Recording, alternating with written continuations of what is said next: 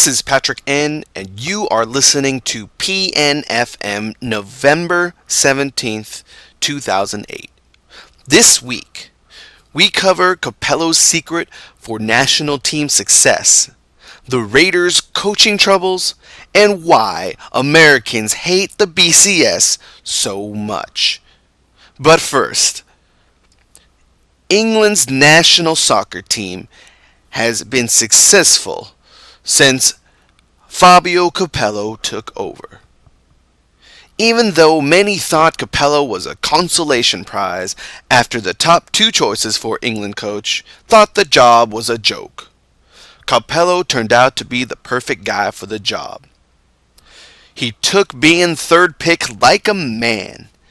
Capello's situation is like being the third pick of a hot chick because the first two guys knew she was too crazy.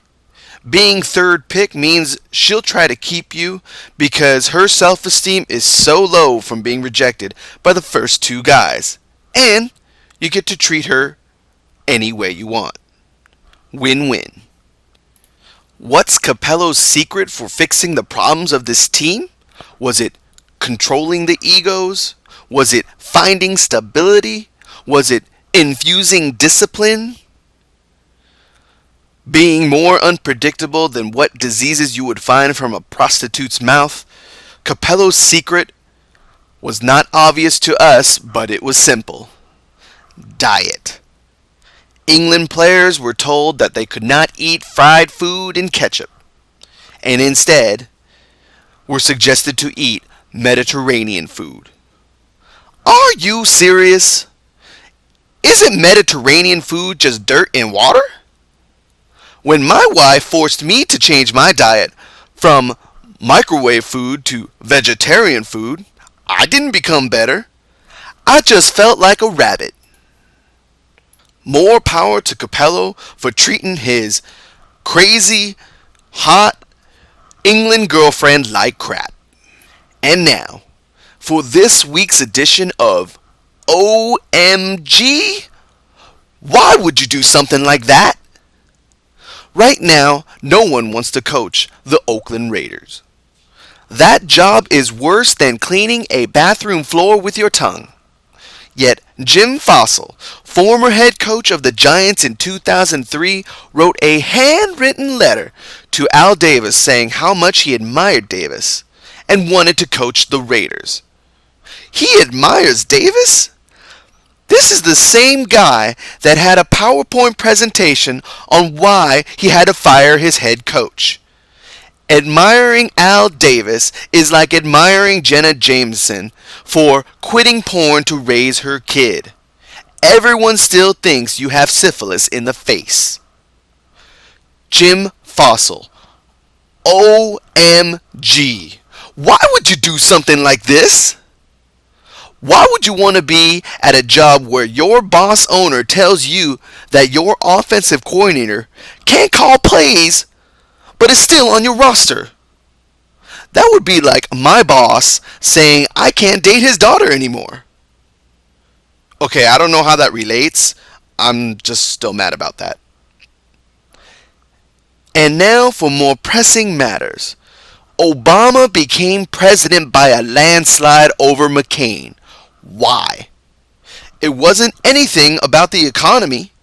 It was because Obama said he would fix the BCS system by implementing playoffs in college football. What is it with Americans' hate for the BCS?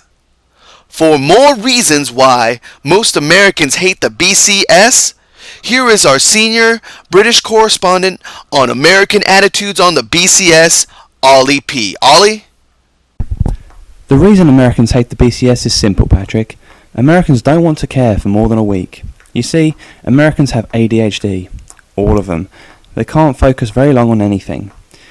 It's why Adam Jones keeps getting reinstated and why Coke are able to reintroduce the same drink every single year.